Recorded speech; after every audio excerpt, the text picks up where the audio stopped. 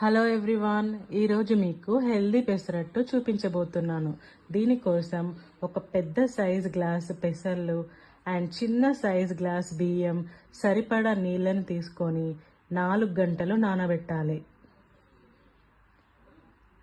ఇలా బాగా నానిన తర్వాత మిక్సీ జార్లోకి తీసుకోవాలి.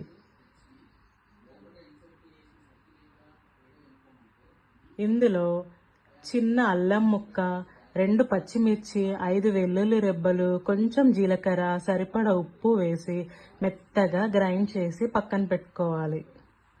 ఇప్పుడు చట్నీ కోసం 1 కప్పు పచ్చి కొబ్బరి ముక్కలు పొట్టుతో సహా తీసుకోవాలి. ఇందులో సరిపడినంత ఉప్పు, కొంచెం పుట్నాలు, 1 ఉల్లిపాయ, 5 పచ్చిమిర్చి, చిన్న అల్లం ముక్క వేసి గ్రైండ్ చేసుకోవాలి.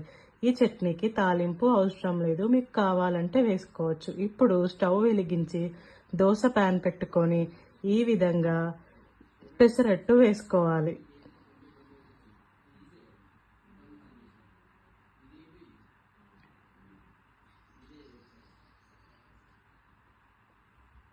చూసారుగా, ఈ విధంగా స్ప్రెడ్ చేసుకోవాలి. దీనిపైన కొంచెం ఉల్లిపాయ ముక్కలు, క్యారెట్ తురుము, బీట్రూట్ తురుము అండ్ మునగాకు కారాన్ని వేయాలి. మునగాకు కారం రెసిపీని నేను మీకు మరో వీడియోలో క్లియర్గా ఎక్స్ప్లెయిన్ చేస్తాను.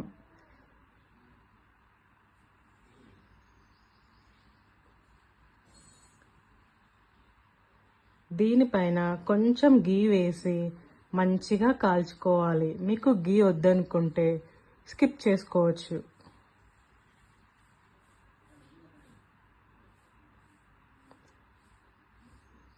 అంతే, ఎంతో healthy and tasty pesarattu with కొబ్బరి చట్నీ రెడీ.